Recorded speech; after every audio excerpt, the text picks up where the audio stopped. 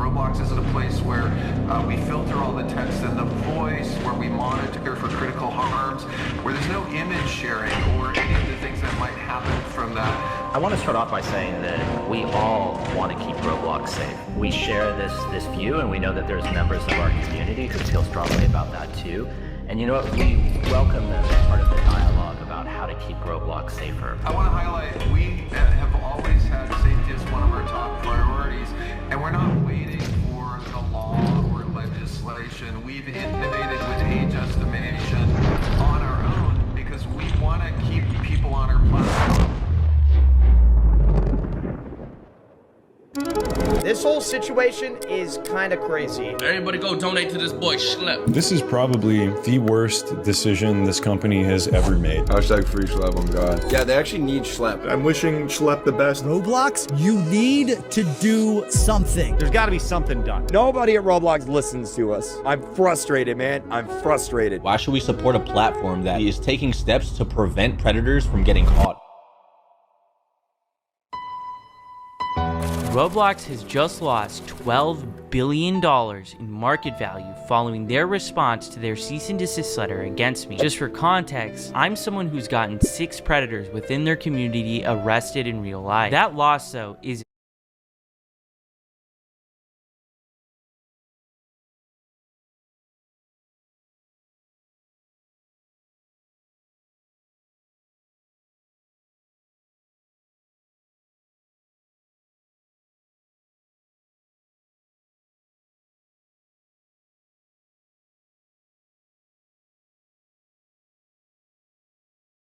on me. It's a direct result of Roblox's own response to its child safety crisis. Instead of addressing the real issues, Roblox has doubled, tripled, even quadrupled down. They've put out statements after statements painting me and my team as reckless vigilantes while claiming that their platform is safe, when it absolutely is not. People are just seeing through this, and that's why a huge movement has started online called Free Schlep. It's been trending everywhere. Multiple members of Congress have now called out the company's child abuse problem, and the Attorney General of Louisiana has filed a giant lawsuit against the company for, and I quote, prioritizing user growth, revenue, and profits over child safety. The day after the Attorney General's lawsuit was filed, Roblox's market value dropped by $12 billion.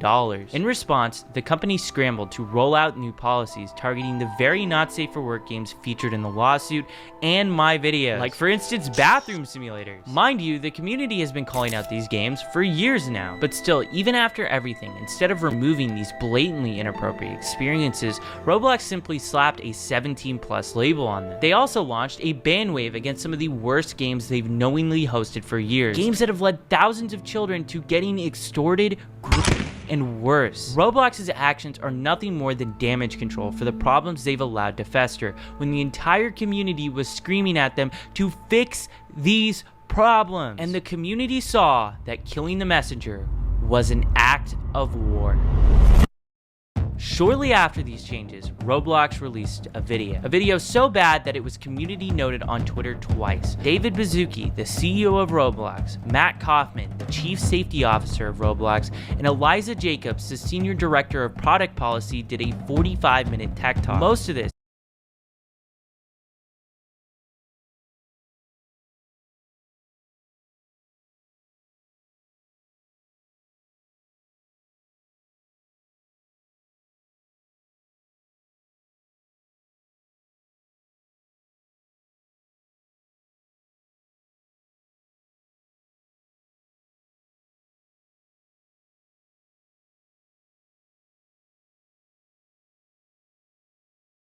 is just corporate jumbo, but they go ahead and respond directly to their vigilante policy. Before I show this, I want you to remember, I'm the only person that Roblox has targeted with this vigilante policy that they just created. Not even my team was moderated or given any legal letter. I've begged for a clear line and even offered to keep much of my work private to help, and I'm no way obligated to do that, but instead, they went straight after me, moderating my accounts and sending a cease and desist before I could even react to the policy. And let's be clear about one thing, I'm not a vigilante. That means I'm taking the law into my own hands. We work with law enforcement, which is why we have arrests. Roblox refuses to say my name because they'd have to acknowledge those arrests. But make no mistake, they're responding to the outrage, which is about me, and They say the new girl is a sword master.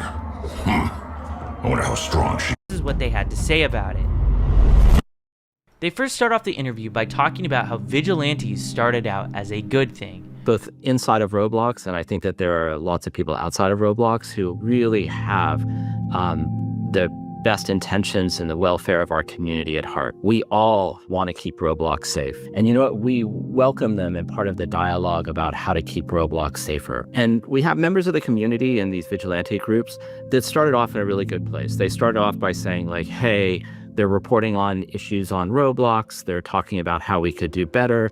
And, you know, we paid really careful attention. This statement is just laughably hilarious. If Roblox is really paying attention, then what about when my mom emailed you guys about my own shooting case? What did you do then? Nothing. Actually, you kept paying the guy for years afterwards until you were literally forced to do something about it. If what Roblox was claiming was actually true, them listening to the community, why are the biggest content creators leaving your exclusive YouTuber program in protest of how you're moderating your platform? And I'm gonna actually bring up something later in this interview to show you how much of a joke this is. This here is Meep City, one of the most controversial games on Roblox. Creecraft, one of the largest Roblox YouTubers, joined this game and within 4 seconds was exposed to not safe for work content. The community has been complaining about this game for almost a decade now, but Roblox has still continued to leave this game up and platform it. But CEO David Baszucki mentions this game by name, and here's their philosophy on this. You know, I can see some of our community naming experiences on Roblox and just say, take it down, take it down, take it down. I'd say examples could be Meep City, for example. Can you share, like, why should that be up? Should that be down? Like, what's up? I think one thing that's really challenging on this global immersive interactive platform is that we have content created by developers and creators and content created by the community, by the users that are in that game. And one thing that we really try to do is be fair to our developers and to not moderate them for the behavior of their users. How is this a crazy math problem? This is so simple. The creator of this game wants these people in their game. How is this even controversial? The developer is giving the tools to the player to make this inappropriate content. And that is the problem with Roblox. Roblox turns a blind eye unless the developers are blatantly making not safe for work games. And even then, it is still on the line if Roblox will take action. Roblox might have just went back on their word regarding Meep City. This game had every inappropriate feature removed from it pretty much overnight. It's unknown if Roblox made Alex Neutron, the creator of Meep City, do this, but either way, it shows the public pressure is working. Games that Roblox is doubling down on are folding, so that's why it's really important to keep speaking up about this. Then we saw something change. What we saw is that some of these groups started engaging with the community in ways that violated our policies. And so let me explain like what that means. They would go and create accounts on Roblox claiming to be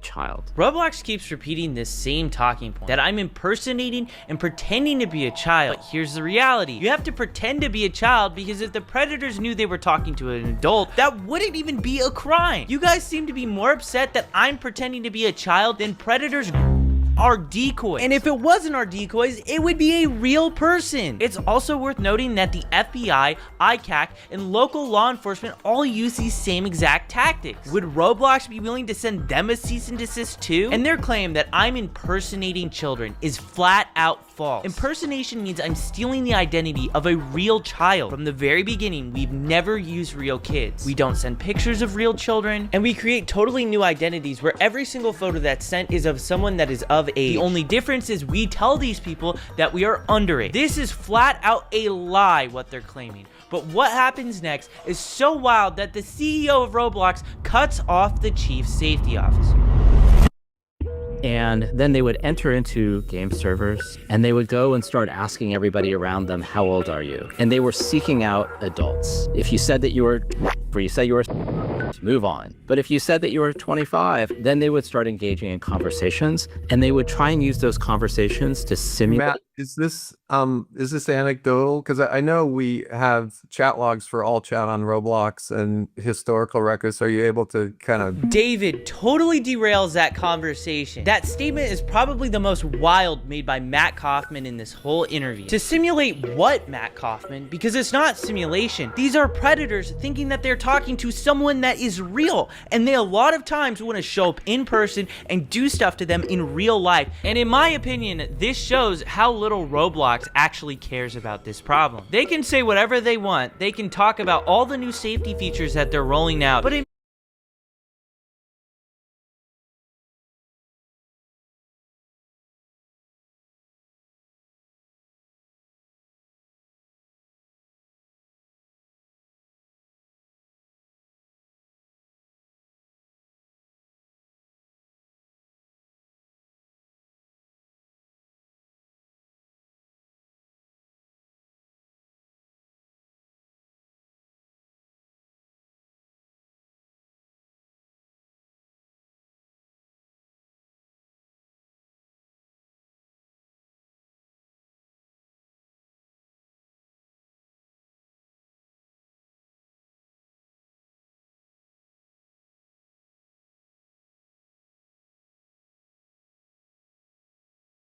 means nothing if lawsuits are being filed every single week against the company and headlines are making the media about a new horrible situation happening because of this platform. I also want to say how they totally mischaracterize how I run my decoy operation. We are never the first to engage with any of the predators. They always contact our decoy account first. So we saw these actors, they're pretending to be kids, they're trying to find adults, and then what they're doing is they're trying to move the conversation as quickly as possible to other platforms that don't have the type of monitoring and policies that Roblox has. And then they were using that activity that happened on other platforms to create situations that they would then video, they would report to the police, and then only after would they let Roblox know. Roblox is accusing me of encouraging adults to talk inappropriately to people they shouldn't. That is not true, and if it was true, I wouldn't have a single arrest. We present ourselves as a naive kid who doesn't know about these topics. Crimes like this should obviously be reported to law enforcement first, not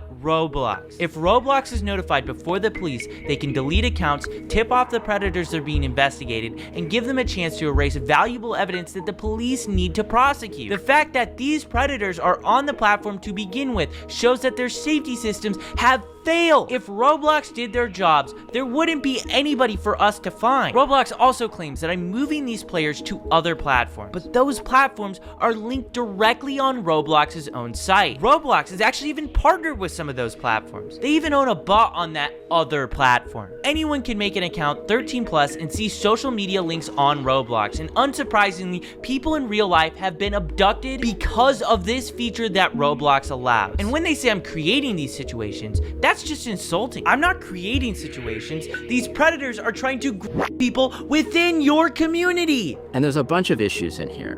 Number one, the violation of our policies about being honest about how old you are. Number two, moving conversations off platform. And number three, waiting to tell Roblox when they identified violative behavior to come and tell us so we could take action. In Matt Kaufman's own words,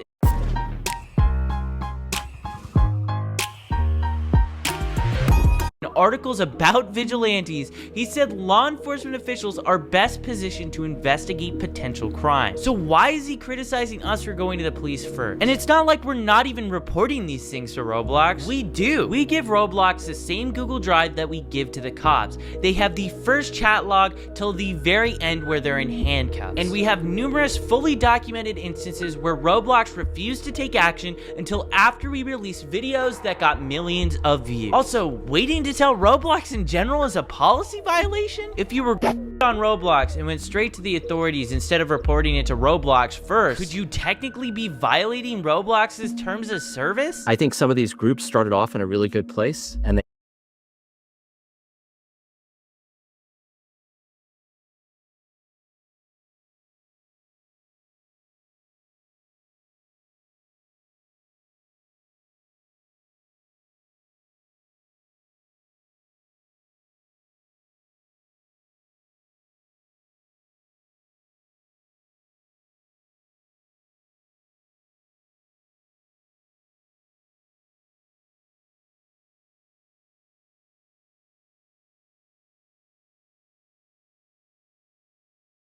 started off, really, and they still do really care about the community.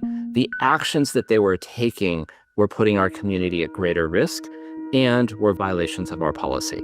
He says I'm putting the community at risk. Roblox even went as far to accuse me and my team of being similar to predators. Think about that.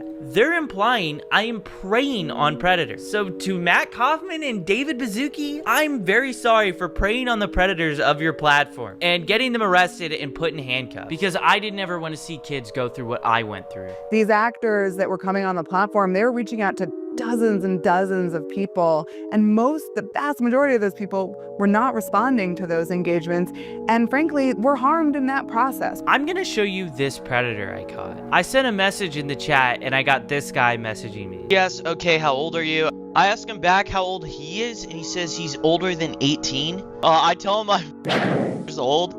Do you mind me being younger? No, not really. If you can keep it a secret between us, though. And he does Predator Strat 101. He asked for my Snap or Discord. And the reason why he's asking for Snap is because the messages delete. I tell him Discord, and I get on Discord with him, and the messages begin right away. Throughout that entire process, where did I harm anyone? Because the real harm was Roblox letting this game exist on their platform for years. It only disappeared after Hindenburg, an investment research firm, went ahead and exposed Roblox for hosting this experience. And conveniently, it vanished the moment they showcased this predator catch. Notice as well how I wasn't the one to ask for Discord or Snapchat.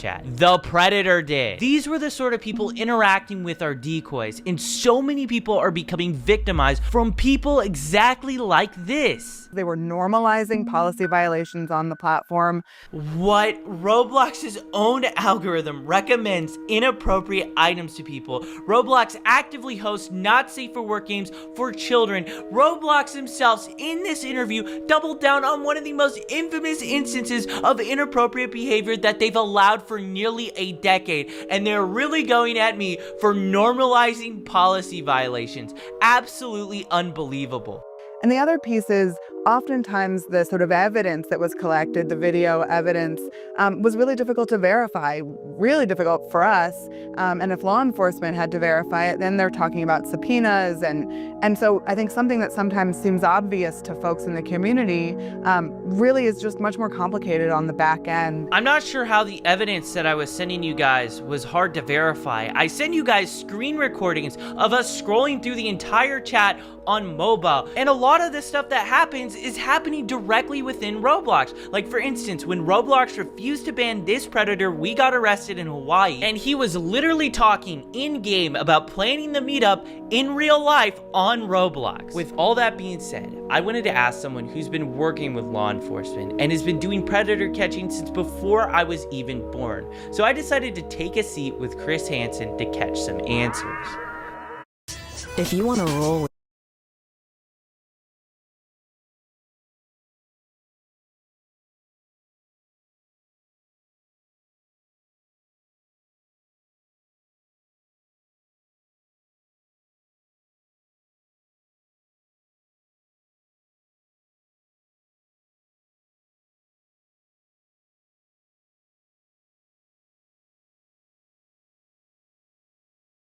style, bring the sabor.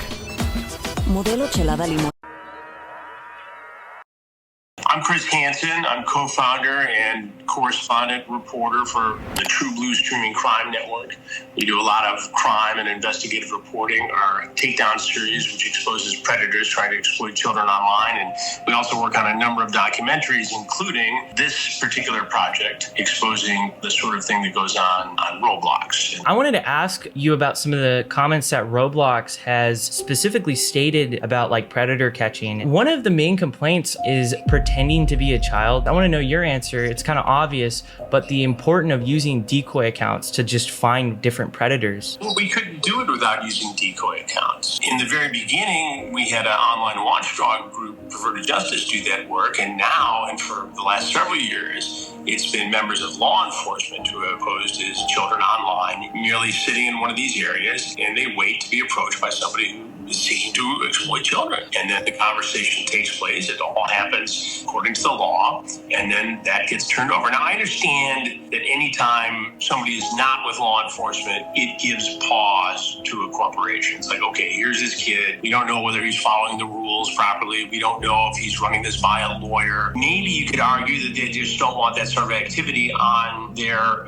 platform. But you think they'd be more worried about the activity that you're exposing? That's what I've been trying to get at this whole time. Let's worry about that, number one, and then you can have a conversation with young Schlepp. I mean, if I were the CEO of Roblox, I would make you an ambassador for security. I would get out in front of this thing and do what would be a fantastic promotional move. I'm a little dumbfounded that they haven't figured it out, given that these guys are in the high-tech world who invented this stuff in some ways. Why don't they get ahead of it and get a young guy on their team? That's what I'm doing with you, right? Yeah, exactly. I mean, it's not that hard to figure out. I learned a long time ago that if you're not listening to the youngest guy or girl in the room, you're missing opportunity. You have to evolve, and you have to keep on top of this technology, and you have to bring new ideas into the room to do your job. My job is to expose bad people. You are helping. I mean, the thing is, I've made it very, very clear to Roblox since the beginning. Give us a private line. We are open to communicate with you. We want to talk with you guys. We know a lot of these really bad actors, and the first official contact I had with them was the cease and desist letter. It's horrible from a public image standpoint. I mean, you're killing the messenger, right? It's not like you're out there tracking these guys down with,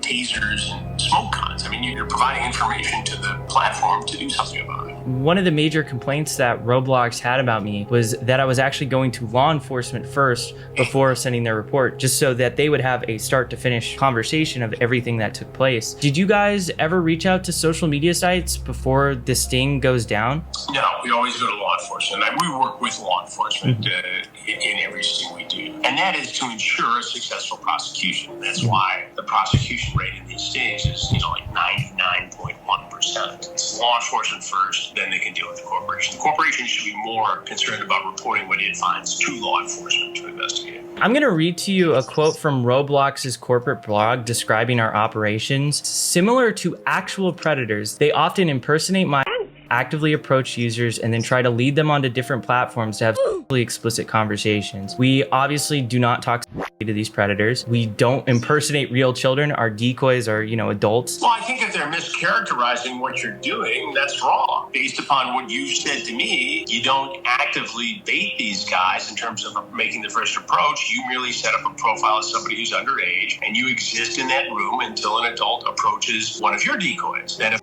conversation takes place, they get exposed, and that information gets turned over to law enforcement. And in many cases, they do something, and then you report that both on your platform as a citizen journalist, a young guy working on these stories, and to Roblox to take action as a corporate citizen. I thought it was kind of wild how they compared what we're doing to actual predators. Well, if they're mischaracterizing what you're doing, yeah, that's horrible. This entire project is going to be healthy for Roblox, and it's going to be especially good for users of Roblox, because anything that creates awareness and a dialogue is important. And YouTube Premium is ad-free.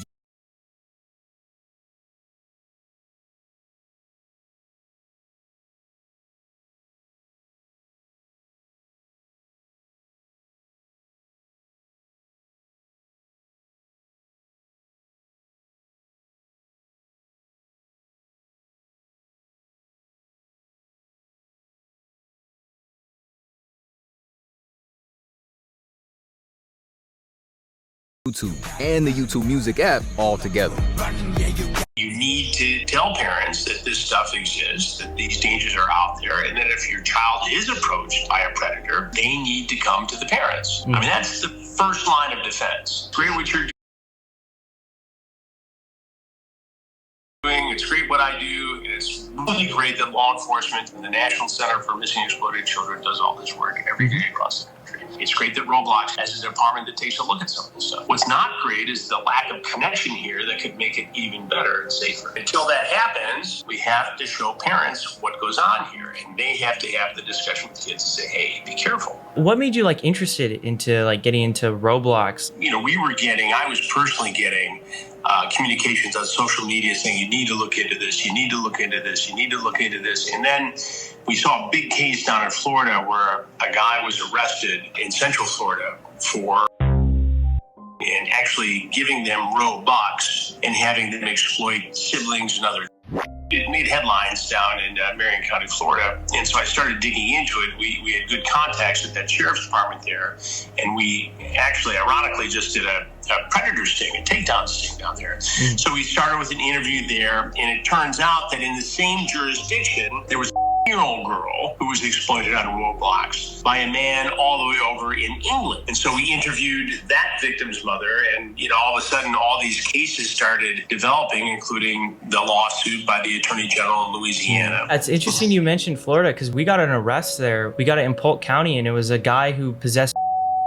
Polk County, as you know, is where Sheriff Grady Judd is, and they're very active in this space. Oh, yeah. We do work with them as well. First of all, it breaks my heart, and I'm so sorry that you had to deal with this as a younger guy on this particular platform. The fact that you were bullied and preyed upon and advantage of, and that it went to the extent it did, it breaks my heart. And this is why we do these investigations. But to see you at your age turn it into a positive and do something about it, I think is incredible and admirable. Thank you. I appreciate it. From a guy who's been kicking around doing this for 42 or 43 years now, it's really cool, because when I started on television, I was your age. I was 22 years old. So when I see a young person do this kind of work, it's very impressive to me, because I know what it takes. Yeah, I mean, it's very crazy when you start looking into this stuff. I mean, it's a rabbit hole. Only gets more disturbing the more you see. And well, and since we announced that we're doing this documentary and that you are collaborating, I am overwhelmed. Oh yeah, I saw a tweet on Twitter. It got like 160,000 likes that you're just even looking into the platform. Because that's the thing, people have known about these issues for so long, but journalists haven't done enough to like really look into it. And now it's starting to break into the world where everybody is starting to start to be aware. Well, now you're seeing more mainstream,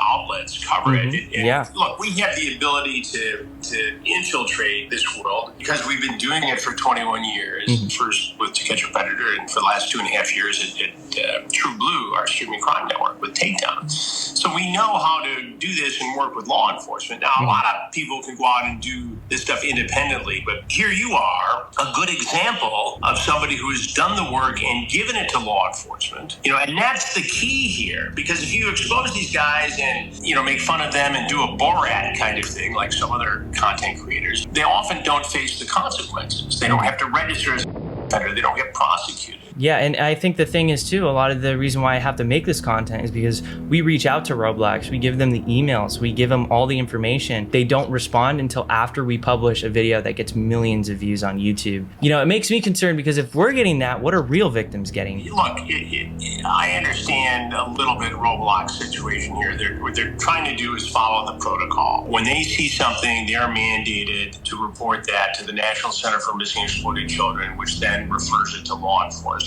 And that's good, and they should be doing that. But why they wouldn't also take advantage of information given to them, wrapped with a bow around it, as you have done, it's stunning to me that they wouldn't see the opportunity here to be an ally of yours as opposed to somebody who they're making an example of and saying, oh, for sure, the rules, banning you. I don't understand that. From a corporate citizen aspect, it doesn't make sense. From a public relations standpoint, it doesn't make sense. And from a justice-seeking standpoint, it doesn't make sense. So I don't know, and I hope that during the course of this, that I'll get a chance to sit down with somebody at Roblox. And I have a feeling that's going to happen. But I'm going to be posing all of those questions when that interview takes place. To young people who look up to you and see predators in online spaces, what is the single most important step that they can take to protect themselves? I would be hesitant to tell people to conduct their own investigations, but I'm adamant that you got to report this stuff to your local law enforcement agency. You got to report it to the service provider. You got to report it to the platform. Hopefully, between those three things, you get some action.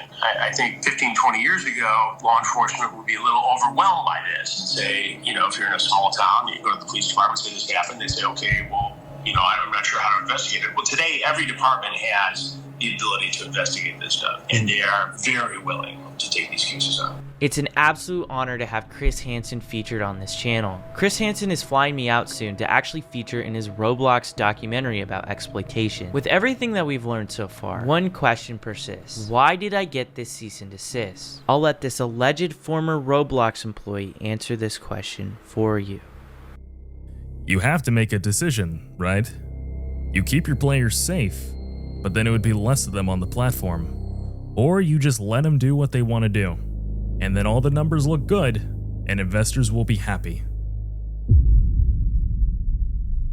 You might just be thinking this is one alleged Roblox employee. Well, Bloomberg is claiming that 8 Roblox employees told a very similar story to this in 2024.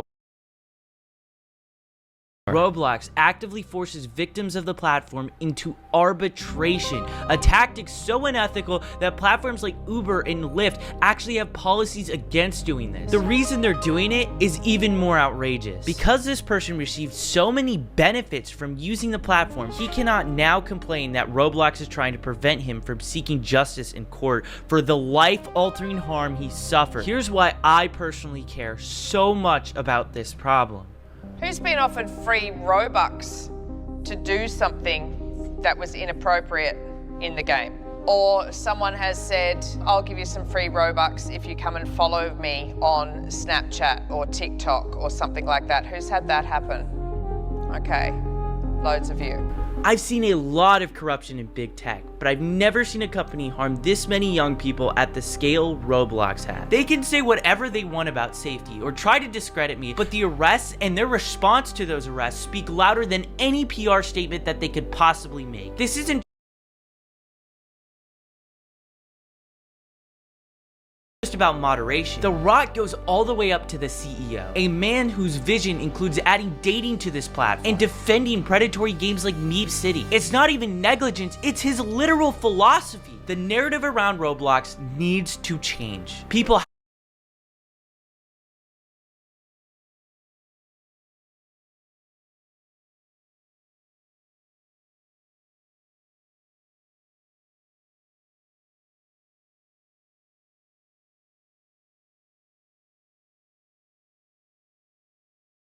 have to understand what this platform actually is. Share what's happening, talk about it. Make sure your friends, parents, journalists, and lawmakers know how deep these problems run. Call your congressman and tell him you won't stand by while Roblox puts children in danger. I've been sounding the alarm for over a year as a whistleblower, and Roblox's leadership has tried to silence me. What needs to happen is David Baszucki needs to sit in front of Congress under oath, and he needs to explain why so many people have been abducted and abused on his platform, and why his company is choosing profits over safety.